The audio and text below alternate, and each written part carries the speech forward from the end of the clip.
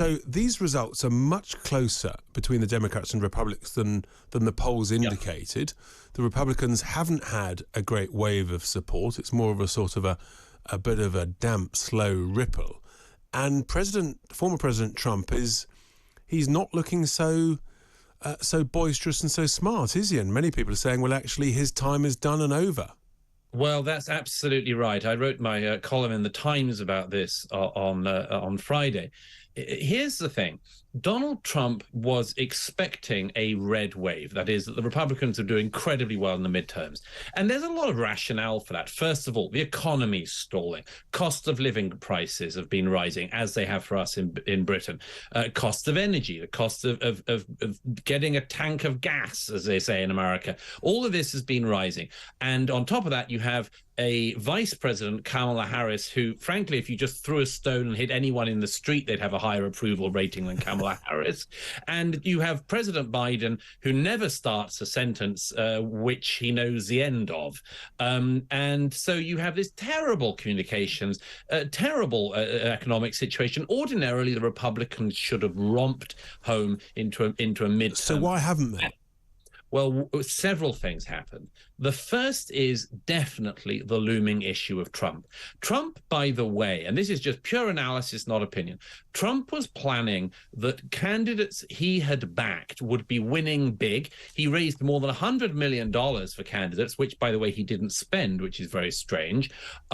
He raised money for candidates. He gave candidates his blessing, and he was hoping they were going to do well, but they didn't. It was a very mixed bag, and some candidates, like Dr. Oz in Pennsylvania, who he backed, did incredibly badly. I mean, Dr. Oz literally lost the election to a Democrat who is a stroke victim, who can barely come out with a sentence. It's a very sad story in Pennsylvania. But, you know, Trump thought his candidate's going to win big. He would claim the credit, and then he would announce next week his candidacy for the presidency. That is unlikely now to happen. Really? So do you think he'll postpone the announcement, or do you think that he will still dogmatically go ahead? Or do you think, is it possible he says, I'm not going to stand?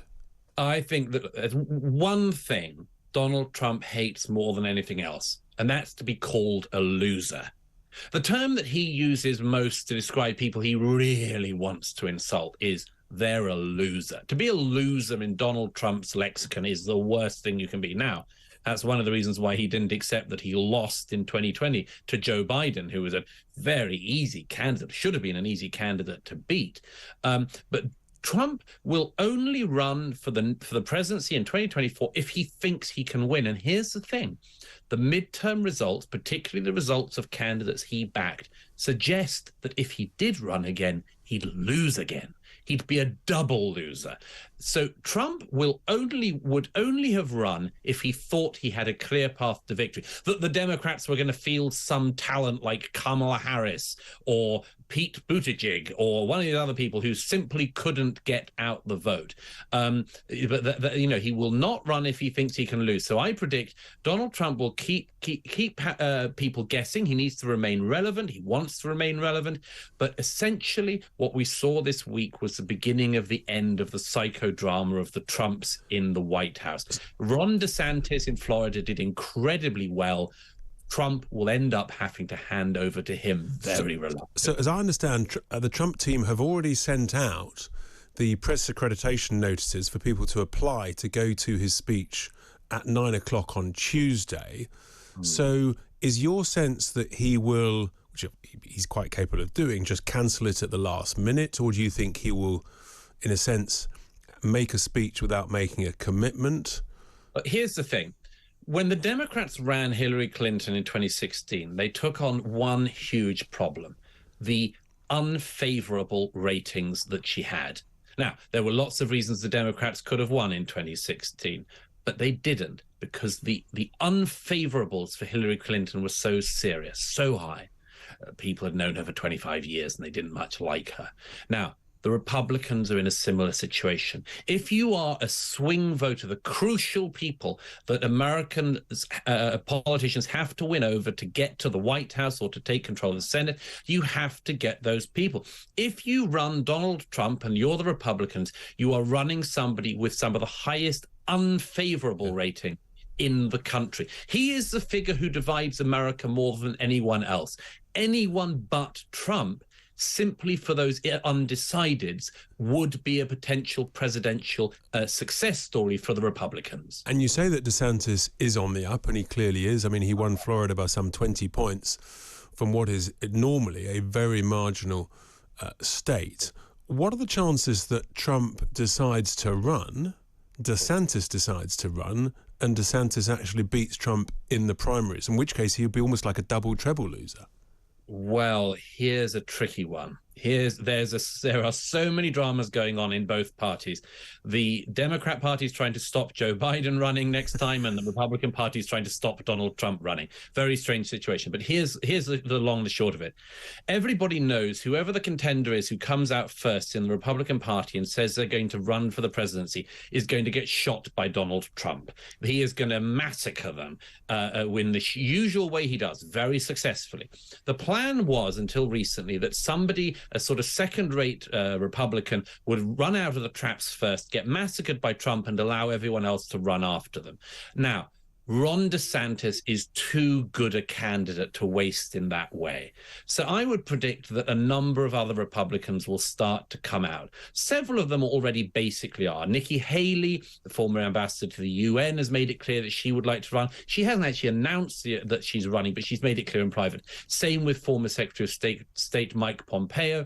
And here's a crucial thing, I think, Richard, that a lot of people in Britain in particular don't realize. The Democrats have a terrible bench.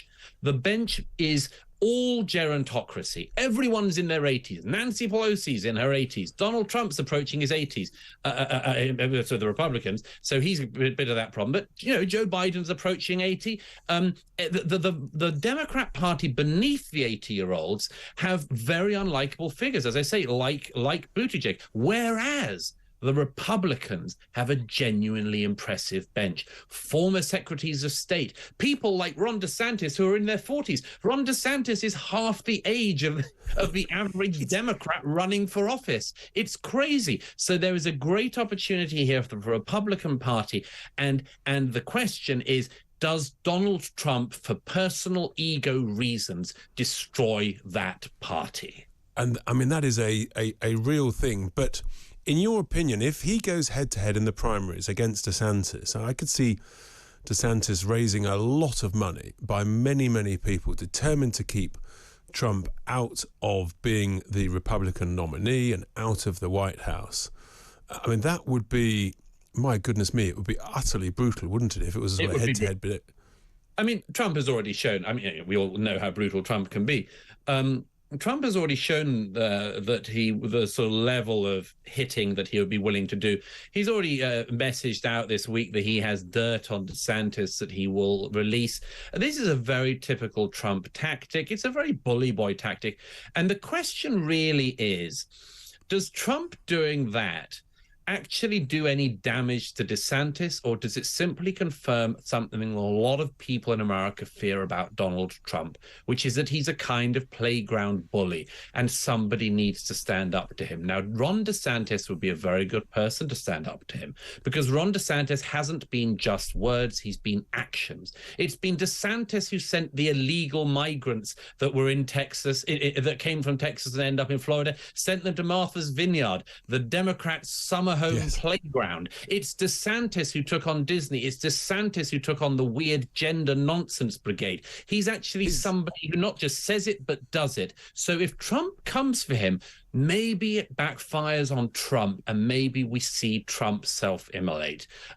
We'll see. I think that's absolutely highly possible, particularly if DeSantis selects early a running mate that is also credible. I mean, a sort of DeSantis, Nikki Haley type combination would, I think, be the sort of the nail in the coffin for any form of Trump campaign. Yeah, and I think, Peggy Noonan, a very impressive writer at the Wall Street Journal, former speechwriter for Ronald Reagan, she said in 2020, I get the sense that America wants to turn over the channel with Donald Trump. We want to change the channel. And I think now, after the midterms, that feeling in America is clearer than ever. The Republicans included, they want to change the channel. They cannot cope with another 2 years, let alone another 6 years of the Donald Trump psychodrama.